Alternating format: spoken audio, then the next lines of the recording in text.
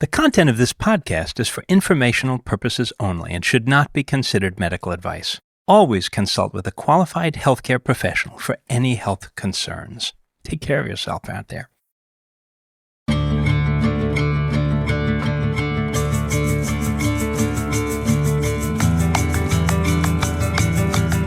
Welcome to Unravelling. This is a podcast that sees the world through the lens of mental health. I'm Mary Wilson, a journalist. And I'm Kurt White, a social worker and psychotherapist. Now, Mary, what do you know about hoarding and hoarding disorder? Have you ever seen the TV shows about that? Yes, I think so many of us have seen those TV shows. I think one is on TLC, and it's called Hoarding Buried Alive. And it's a show that really pulls you in and is quite disturbing. I think I remember watching it after school, and I came home from high school and flipped on the TV, and you would see these homes that were very dark and dirty and just piles and piles of things. And these poor people who were living with the disorder could barely make their way through their home. There's one image in my mind now of a woman who was actually sleeping on top of piles and piles of garbage and clothes and things that they had purchased and forgotten about. The tags were still on them. It was really a hard show to watch, but it was one of those things where you also couldn't stop watching. Yeah, it's not really a very pretty picture of things that gets painted in the TV shows. There's a kind of visceral ugliness to it that to sort of see it on screen maybe might leave some people wondering, why can't people just clean it all out, get some help and clean it all out, get a dumpster? And that's part of what these shows do, actually, isn't it? Yeah, and you feel the satisfaction as a viewer of, now everything's better. It's all cleaned out. But of course, what we're learning is it's a more deep-rooted issue than that. You can't just throw away stuff and things and everything's better. That's right. It has a much more to do with the meaning of things, like you say, as the field is coming to really understand. It's not just a failure to throw things out. It's a whole cycle of how did these things get here in the first place and what makes them hard to get rid of and stay gone. And there's so many different ways that people are becoming attached to these objects. And we're going to explore that today. We're lucky enough to have one of the leading researchers in the field of hoarding disorder. That's Dr. Randy Frost. Yes, Dr. Frost, a friend of the show, a past podcast guest. Folks might remember him from the diagnosis episode that we did about a year ago. But this is such an area of expertise of his, we wanted to have him back. Charming little story he told about actually a student that wanted to do a research project about it. And he and really most other people thought that this was such a rare problem that you'd never find enough folks to do a research project with. But she really wanted to, and they put an ad in the paper, and hundreds of people responded. And it really caused him to sort of rethink a lot of things about this and to research it further. And he has come to be really such a leading expert, so we're very lucky to have him. Dr. Randy O. Frost is the Harold Edward and Elsa Sippola Israel Professor Emeritus of Psychology at Smith College. He's published hundreds of articles and book chapters about hoarding disorder and other topics. He has been on expert panels about hoarding disorder, appeared on national media, toured, given lectures in the U.S. and internationally about this topic, is the author of the Oxford Handbook of Hoarding and Acquiring, and of the book Stuff, Compulsive Hoarding and the Meaning of Things, as well as several other books on this topic. Yeah, he's a real expert in this field, so I'm looking forward to learning exactly how this disorder works. Let's dive right into that interview.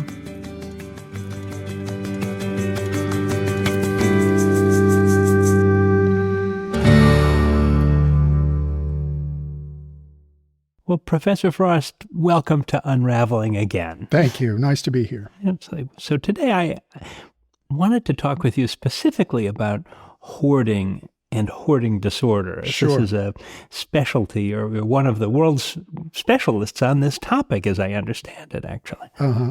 Yeah. Paint a picture for us. What does it usually look like for the person who's experiencing it? Well, there are a couple of things that are involved here. It is a great deal of clutter covering all parts of the living areas of the home.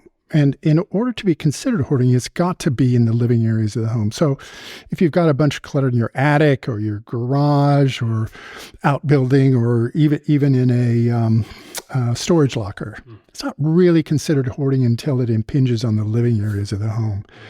The nature of the items that are saved, quite interestingly, don't seem to be any different than the nature of items that are saved by anyone else. This is one of the points at which there were some stereotypes that developed about hoarding behavior, in part because there is a diagnostic criteria for obsessive-compulsive personality disorder that's described as an inability to discard worthless or worn-out things, even if they have no sentimental value. Mm-hmm. So that became kind of the benchmark for hoarding. People said, well, it's only hoarding if they're saving worthless things that don't make any sense. Well, it's not quite true from the research that we've done. It's clear that people with hoarding disorder save virtually everything that comes in. Sometimes it includes things that are brand new. We've had houses filled with new clothes with the tag still attached, or appliances in boxes that fill the house.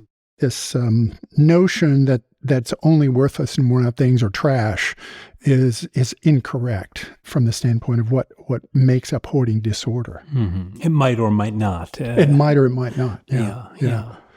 In Chicago, I moved into an apartment that had been occupied by a man that sounded like had this and saved primarily newspapers. But as I understood it, it was floor-to-ceiling newspapers, and I think he had passed away. And it made sense. It was a pristine apartment because everything was nothing had been touched. He hadn't been anywhere in it for decades and decades. I think it was, and I thought. It's surprising, when you find things like that. The other characteristic of these homes is the sort of chaos inside. The clutter, it's not well organized. It's not like everything is neatly, labeled and arranged. Now, often there are pathways, but usually it's just piles of stuff forming the walls of the pathway. It's stuff that may have value.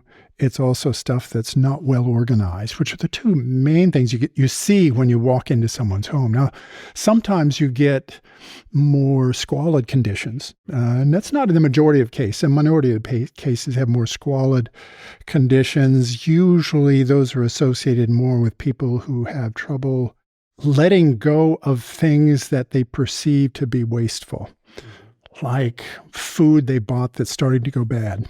Now, there are also some cases where it gets a little bit more bizarre. And so this notion of holding on to things extends to things that are part of your body sometimes. And that starts to look a little bit sort of on the edge of something much more serious in terms of cognitive kind of things. But sometimes looks as though, especially the beliefs associated with these things, a bit delusional, when in fact it's not. But that's one of the distinctions that you have to make in trying to diagnose hoarding disorder. Mm-hmm.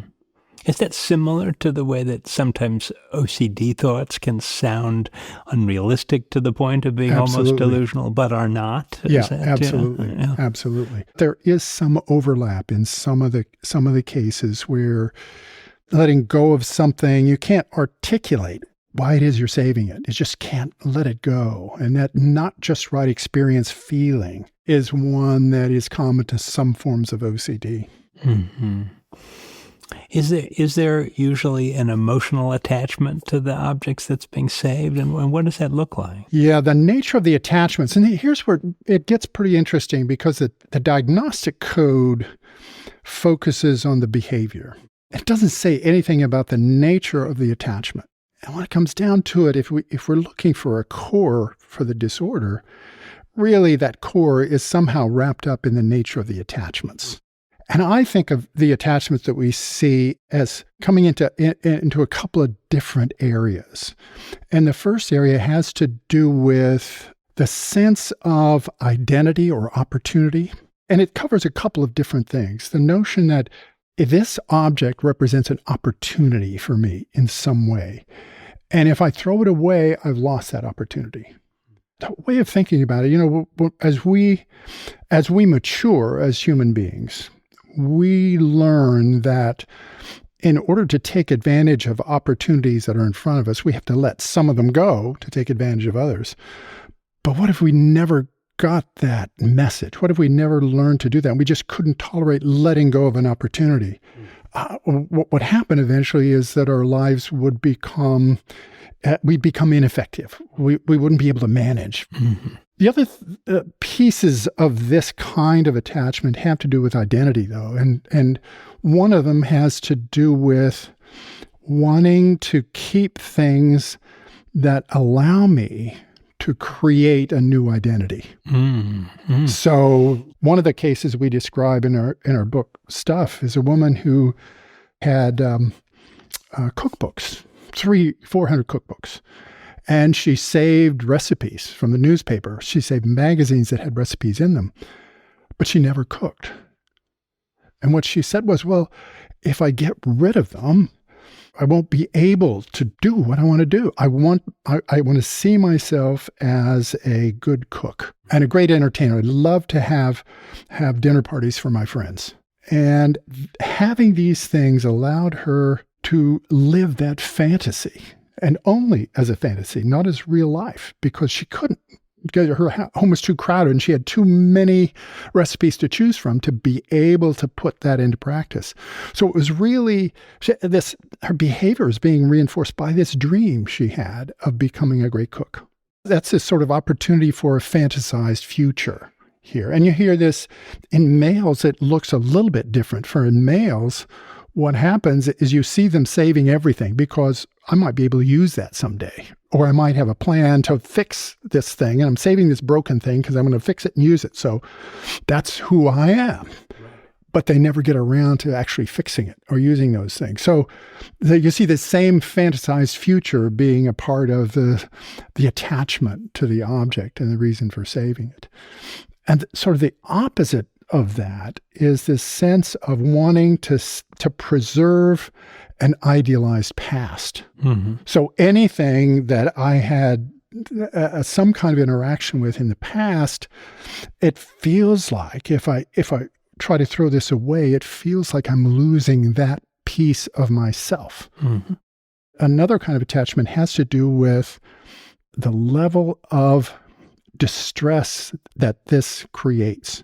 So the woman I'm talking about was an art history major in college 30 years ago. And she had all these art history books. And she put one in the sell pile and not in the keep file. And she started to cry. And what she said was, I just feel like I want to die. And that's a refrain that you hear over and over again with folks with this problem when they're trying to letting something go. It feels like I'm going to die. It's just such an intense level of distress. And so she put it in the recycle box and kept going. And we went on to something else. And I came back and said, well, how do you feel about that now? And she couldn't see it. And so what happened was the anxiety, the distress had come down. Now, if I hadn't been there, and she picked up this book and felt this horrible way, she would have saved it. Because there's no reason for her in her mind to punish herself this way, to experience. It's an escape behavior. So she's escaping this horrible feeling. The third of these is a little bit different, and it goes back to something I said earlier, and that's the sense of the functionality of these things, that the motivation for some of the things, saving some of the things, is the fear of waste. And it's the sense of responsibility that is not unlike the responsibility sense we see with people who have OCD, that I am responsible for not wasting or harming a possession. And so how does that play out?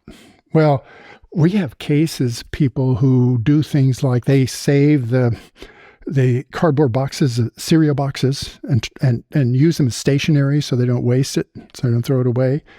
One of our cases, a woman who could not get rid of, she had a 3/4 full trash bag. but she couldn't throw it away because it would waste the quarter space that's left.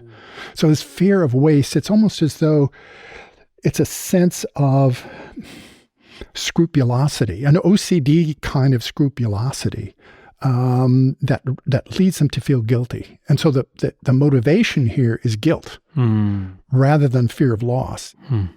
And one's a fear of harm. And here what we see is a tendency in people with hoarding disorder to anthropomorphize these objects. So one of our cases, a woman who had struggled with hoarding for many years and had cleaned her home and was living without clutter. And I had gotten to know her quite well. And I said, well, is it fair to describe you as someone who's gotten over their hoarding problem? And she said, no, and I'll tell you why. And she wrote me this thing, and it was a description of what it was like for her to try to throw out a used yogurt container. And the focus was on the fact that if she threw this yogurt container into the bin, the recycle bin, it would be moist inside and it would be uncomfortable. And then it would have to suffer that discomfort on its way to being destroyed. And that just tore at her. And she was a very elaborate description. She stopped in the middle and said, I know this sounds crazy. I know this just doesn't make any sense, but it's how I feel. Yeah. And so it's not delusion because it's not egosyntonic, but it's yet she had this feeling and can't shake that feeling. So there are those three: the opportunity identity, the fear of distress, and the fear of waste and harm. The fourth is a more approach behavior, a sense of pleasure from objects. And here, it's as though people with hoarding disorder have a special kind of aesthetic appreciation for the physical characteristics of objects. And I like to think of it a little bit like the appreciation that kids have for physical objects. So, you give a kid, a 4 or 5 year old, a toy that comes in a box. And they're as interested in the box as they are the toy. That's right. And, as they get older, they start to make a distinction between the box and the thing. The box is sort of useless now. And, but what if they never get over that? What if that developmental step never happens? That people with hoarding disorder are sort of, in many ways, aesthetically driven. And it's this pleasure part of hoarding disorder that's so unusual, because you don't see that in other disorders like OCD. No, it's different than the anxiety disorders generally, isn't it? I mean, it's not. It's usually an avoidance strategy or avoidance behavior. Many of these things on both sides of this are actually quite relatable in interesting ways, aren't they? I mean, I find that fascinating. Yeah, and many of the things, most of these reasons for saving are reasons that all of us have for saving. I mean, they're reasons we all have. It's just that these are so exaggerated. And this, this beauty thing, this aesthetic thing is so strong. A large percentage of people with hoarding disorder collect things that they intend to use for some kind of aesthetically pleasing project. Oh, yeah. But they almost never produce anything. That's interesting. Is this something that develops at a particular time in life, generally speaking, or? Well, it's interesting. When you see it clinically, you typically see it in people 50 and over. But when we start looking carefully at these people's lives, it appears as though the behaviors start to develop between age 10 and 20. Oh. So people go a long time without. So people go a long time. And now those behaviors, as they start, they're not clinically significant, really. I mean, they're not extreme, but they're there. And they sort of get more extreme as you go through the decades, until by the time people are 50, that's when you see these real severe cases of hoarding. 50 and over. 50 and over. Are there correlates with childhood trauma or things like that? Or Well, there are some correlates with trauma. It's not clear that it's just childhood trauma, but In one of the studies we did, we found that about half of our hoarding cases had significant trauma that you would be sort of the baseline for the PTSD diagnosis. Yeah. In the same study, we had a sample of people with OCD, and about a quarter of them had some significant trauma. So there's a difference there with hoarding, much higher level of trauma than OCD. But when we looked at the prevalence of PTSD in either of them, there were no differences. So it suggests that maybe so hoarding has a function to buffer the development of PTSD symptoms after trauma has occurred. How do you treat it? Well, one of the things that's apparent in hoarding is that once these things enter the home, they basically never get looked at again because of all the new stuff coming in and the things getting covered up and being in the pile for decades. And so what that means is that when you look at the nature of these attachments, and to really treat it, we've got to change these attachments because we can go in and clear out the home, but that's not going to do much good. And that's what early attempts were like. People would go in and clear out the home. Just like a thing that got out of control. Yeah, and it looked great. And it was great for early TV shows. And even some of these TV shows still do this. They go in and have a cleaning crew come in and clean it out, and then it looks great. But in truth, I've been contacted by people who are on some of these shows, and the stuff is back in short order. Yeah. And so it's really the nature of the attachments that you have to change. Now, how can you change those attachments? We can't tell people not to feel this way. But what we know is that when things come into the house, they never get looked at again. So there is no opportunity for them to process, to think through the true value these things have for them, to really talk their way through it. And so what we do in treatment is to get them to process these things. Now, it takes a long time, and it's not something that can be done on an emergency basis, because if someone's home is so filled that it's condemned, this process would not get them back into the home for some time, because they've got to work through and change these attachments before they're able to let go of things. So you have to treat those emergency cases a little bit differently than other cases. But going through these things, I had this experience with, I had created a training video for how to work through this process with someone. And I used one of my students as an actress to be the patient. So we worked through this, and I presented this at a conference. And there was a woman at the conference who had called me actually she called me from California. The conference was in Boston.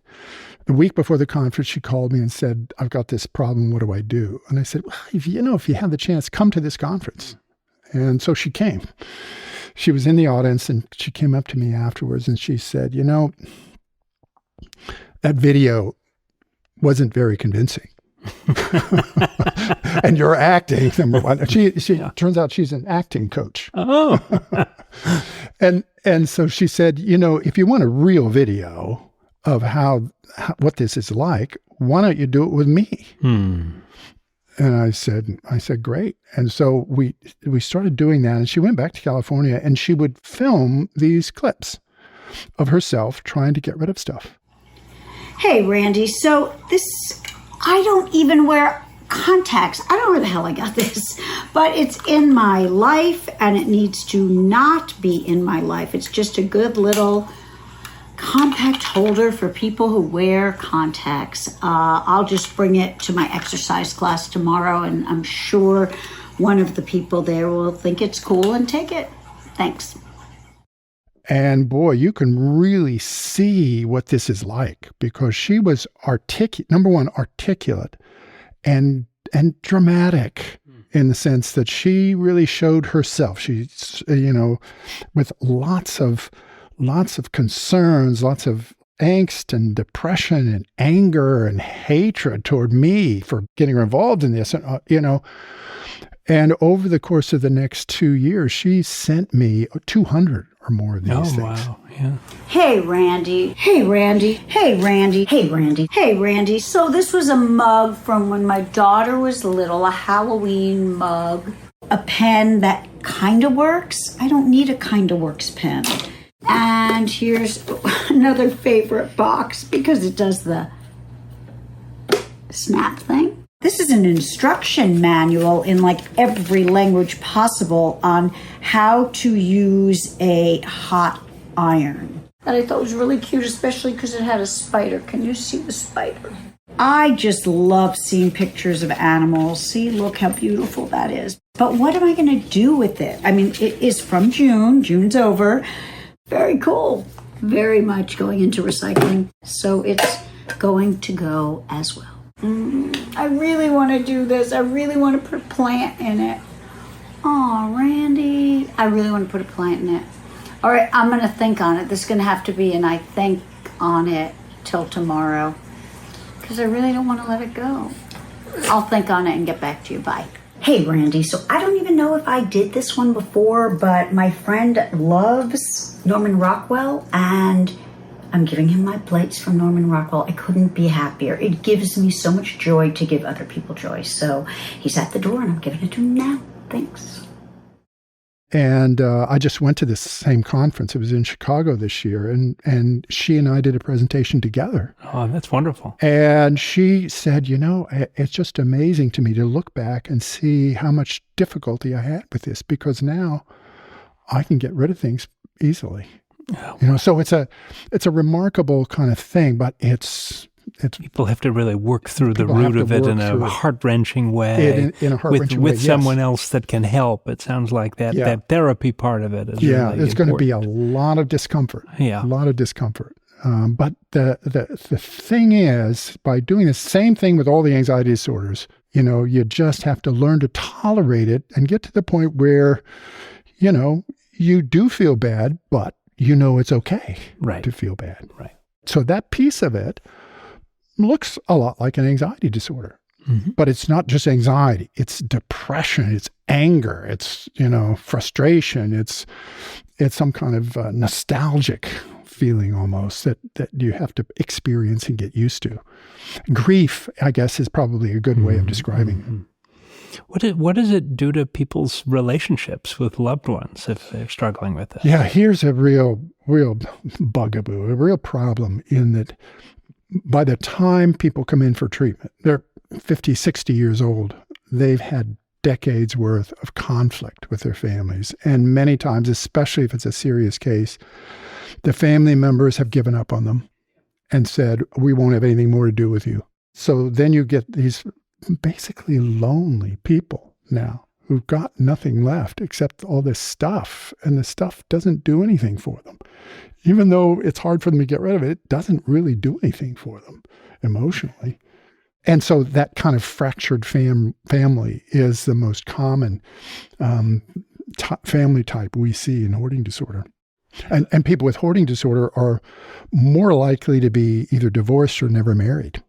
So they start out alone to begin with, for the most part. Not all of them, but quite a number. I have a friend that grew up with parents that hoarded together. I think a very painful experience that the sort of collecting of non-valuable objects seemed to be more important than the sort of human part of the relationship. Yeah, the experience of growing up in that kind of environment is pretty damaging, and people who have done so have described it as knowing as a child that your parents care more about things than they do you. That's their childhood experience.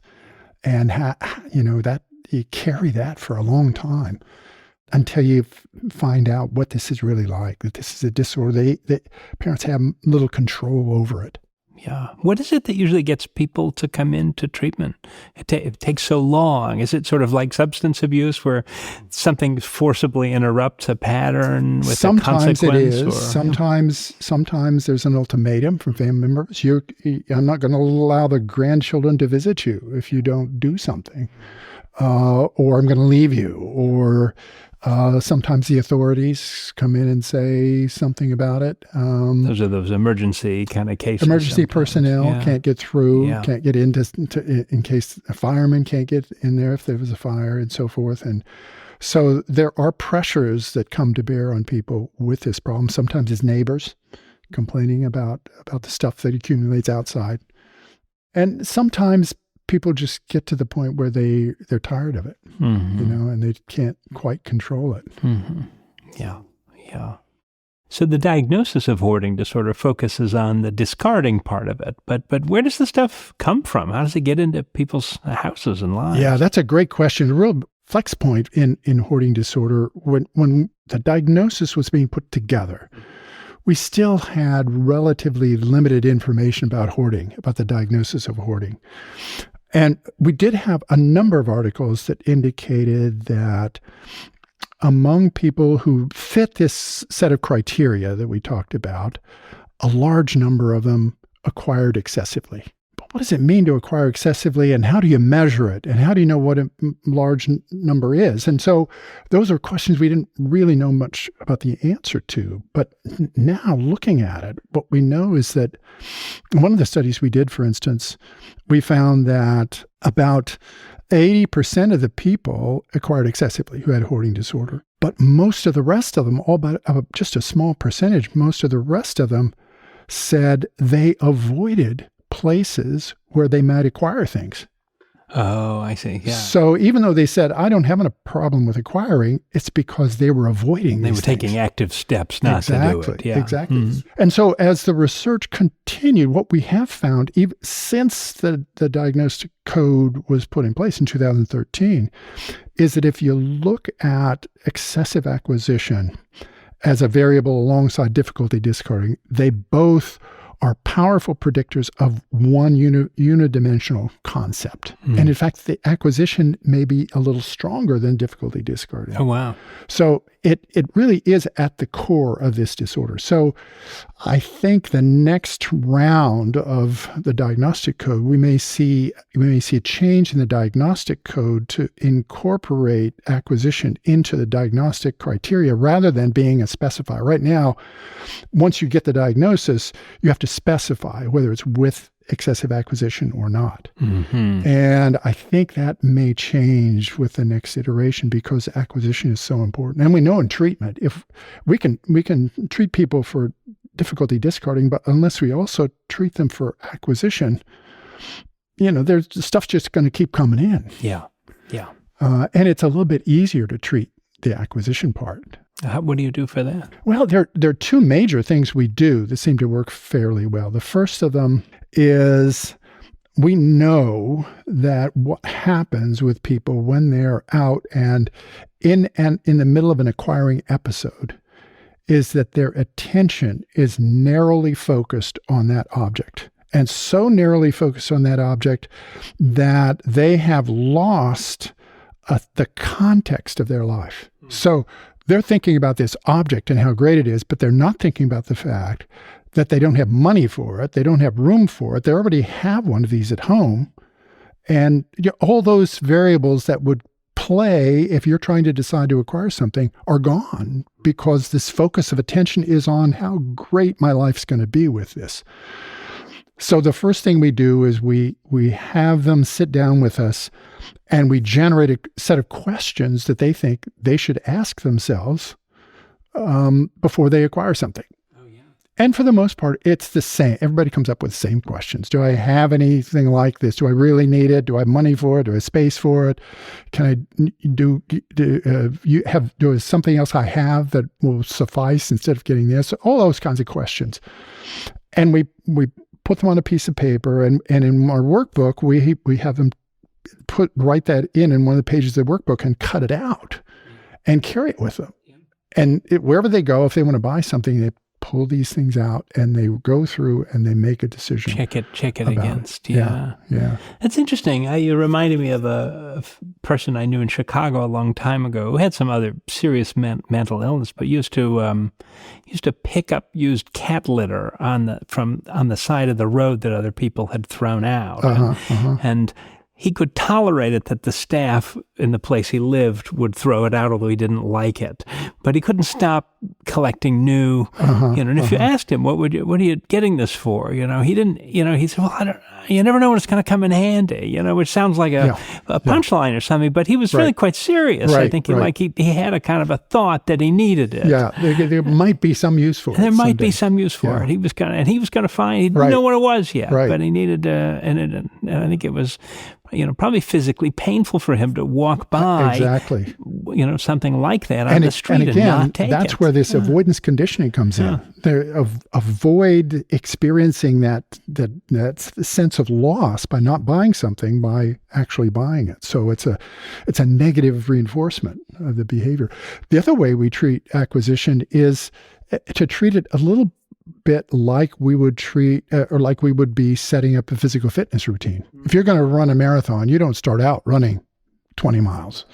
You start out by running 1 mile and just work your way up. And so what we do is we create a hierarchy of situations for them where they can go into a situation and feel the urge to acquire something. And we then want them to walk away once they've done that. And then we want them to work their way up the hierarchy till they get to the point where they go into a store, they find something they really want, they pick it up, they think about it, they feel it, and they put it down and walk away and experience that sense. And we actually run these at this conference that I go to, the International OCD Foundation conference. Every year we run non-shopping trips. So we take groups of people into the store and we have them go through the process of identifying something they want to get, putting it back on the shelf and walking out. And you can really see the light bulbs go off for them, because what happened, I'll give you the example of one woman that we did the first year we did it. She had one of the therapists going with her and she identified a cookbook. Picked up the cookbook, looked at it, found a recipe that she wanted, really thought she'd like this recipe, and she put it back on the shelf. We had her rate her urge and distress, and they were way up at the top. And she said, I'm gonna walk out. It's gonna be hard. I'm gonna walk out, but I might come back and get it. So we had them go to the front of the store and do the ratings again, and then go out of the mall to the parking lot and do another rating. And what happened is by the time she got to the parking lot, that rating had gone from a 10 down to about a 3. And then and that surprised her, because one of the things she said to the therapist when she was doing this is, if I don't get this, I'm not going to stop being able to stop thinking about it. I'm just going to obsess about this all day, about not getting this. But out in the parking lot, not only did she say, that didn't happen, and I don't feel so bad now. And not only that, but she said, I can't remember what the recipe was for. Yeah. So this kind of tolerance for the distress is what we're teaching them by doing these non-shopping trips. Does it get easier for folks over time, that kind of distress, working that muscle to build it? Because it sounds agonizing. Yeah, once they've done it enough, then it gets easier to experience. It doesn't necessarily mean they feel less distressed for a while. I mean, eventually they do. It takes a long time, but you can learn to tolerate that feeling. Now, the other thing we know, and it's probably something that goes into this whole process, is that people with hoarding disorder have high levels of anxiety sensitivity and low levels of distress tolerance. So they get anxious easily and they don't tolerate it very well. And so those are things that we're basically trying to adjust as we go through. But the way we adjust them is to experience this distress. Experience it. Yeah. And I mean, and that's sort of core to the way you approach anxiety disorders, right? It's that it's a kind of avoidance behavior, and you have to sort of get people to tolerate the hard things so that you build that muscle and it gets easier. Yeah. That's very interesting. It reminds me also a bit of substance use disorders in that way, that there's this kind of like intense, overwhelming craving that is worse with cue exposure, but then, is better without it. But you can work that muscle over time and with distance and practice. But for some, it never is totally gone. We have to, as a therapist, you have to be careful because you can't denigrate their attachment. No. I mean, you can't challenge the attachment. You have to let them experience this and learn from it. So the idea is, okay, it's not that important that you throw this away. What is important is that you learn something by being without it. Mm-hmm. Because we can't, the biggest mistake therapists starting out with hoarding make is that if they're trying to process something, the person pulls something out, the therapist gives them reasons why they should throw it away. And what do? They give reasons why they should keep it. Right. I had a therapist start out this way, and I said, well, why don't you do the opposite? And so he did. This woman said it was a dress that her grandmother owned. She was very close to her grandmother. She pulled it out, and he says, well, that was your grandmother. You should probably want to keep that.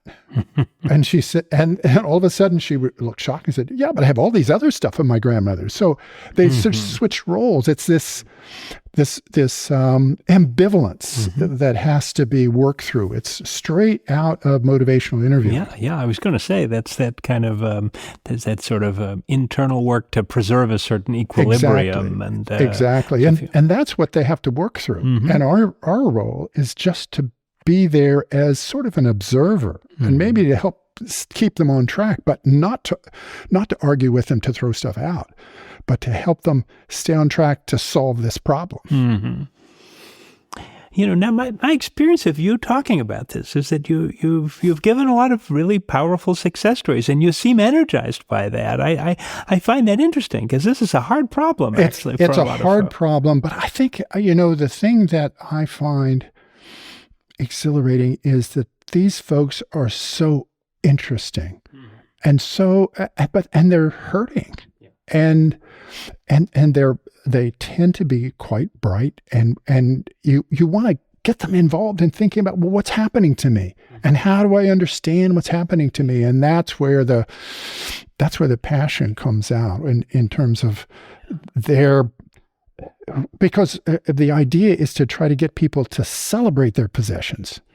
And, you'd think they would be celebrating their possessions, but they don't because they have so many and they're not discriminating among the ones that they could easily celebrate. Yeah. And actually stopped functioning to do the things that we might hope a possession would do. Exactly. Right? Exactly. Yeah. As you pointed out, it's not such an uncommon problem to have. Many people who are listening may well have someone in their life that is affected by this. Perhaps a close someone. Who knows? What would you say to that person to help them? I think navigate that relationship, be of help to this person who is themselves clearly in distress. Right? Yeah, I think the first step. And if you know someone, the first step is to get them to start thinking about this in a different way. And keep in mind, for most people with this problem, everyone around them has criticized them for it and criticized them to such an extent that they probably hide it from their friends. And so you got to be careful about not sort of overreaching into their world, but if you can get people with this problem to start thinking about wanting to learn more about it, and once they do, they'll get into this world and see into the world of hoarding disorder and treatment, and you'll start to see what's out there, and you get a better understanding of yourself. And once they start to understand themselves a little bit, that's when they can develop some motivation to do this. And, in motivational interviewing terms, once people start thinking about it, we want to we want to somehow maximize the discrepancy between where they are right now and where they want their life to be. So this focus on values and goals, I think, is important. And there's some new data out on ACT therapy and for treatment of hoarding that's starting to look pretty good. And the focus, I think the reason it's good is the focus there is on values. And that's where I think we need to start with folks. What is it that you want out of your life? You're 60 years old. You got, 20, 30 years left. What do you want out of those 30 years?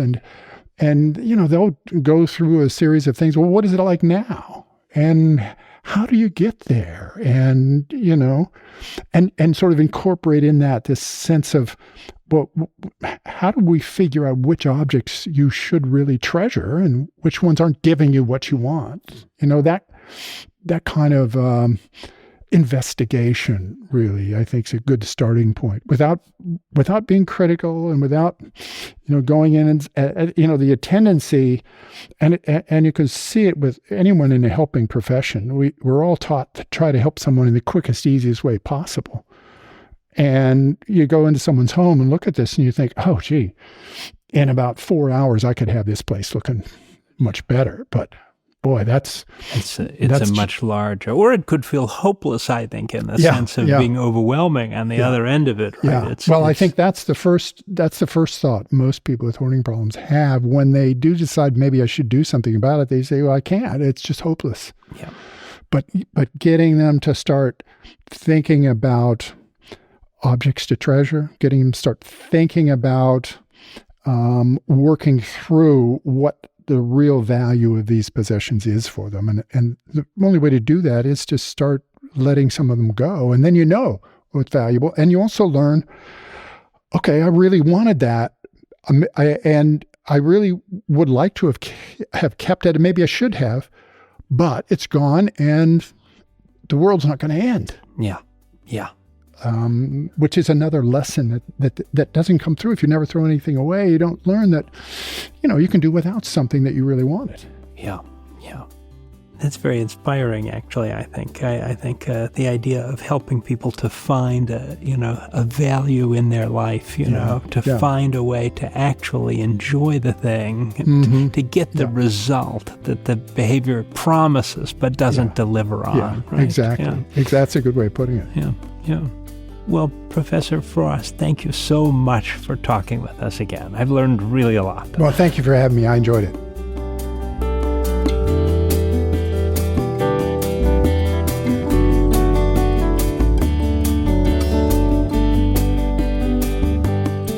Thank you again to Dr. Frost, and also thank you to Marnie Cooper, whose voice we heard there, showing us some of her process about her struggles in trying to get rid of items. Joining me again also is Mary. Hi, Mary. Yeah, hi. Yeah, those videos were so helpful to Dr. Frost in his research, and they're really helpful to all of us in really understanding the emotions that are behind this of, it's not just throwing away stuff. It is a process, and we're lucky that we get to talk with Marnie Cooper herself next episode and go deeper into this. Hoarding disorder is something she's still dealing with, although she has come such a long way, which she credits Dr. Frost with being able to live freely today.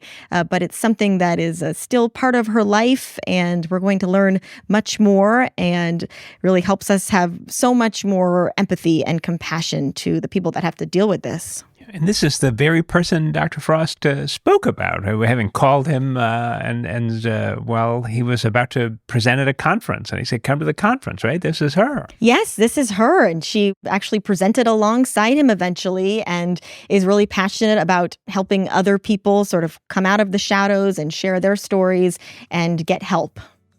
A big part of what we want to do here, I think, is to shine a light on things that are especially misunderstood in the field of mental health. And I think that the diagnosis of hoarding disorder and the behavior of hoarding is really a misunderstood problem. I think maybe the very best way to challenge people's assumptions about that is to talk to someone who has struggled with it themselves. Yes, and it takes so much courage to be willing to speak about it. So I really hope that you'll join us next episode when we hear from Marnie. Absolutely.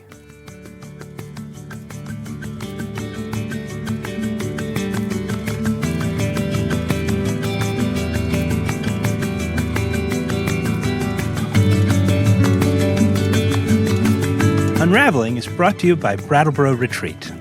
Our producers at Charts and Leisure are Andrew Atkin, Hans Buetow, and Jason Oberholzer. And you can find us on social media by searching Brattleboro Retreat. Brattleboro Retreat is committed to exploring diverse perspectives on mental health. While we invite hosts and guests to share their insights, the views expressed are their own and do not necessarily reflect the policies or positions of the hospital or its staff.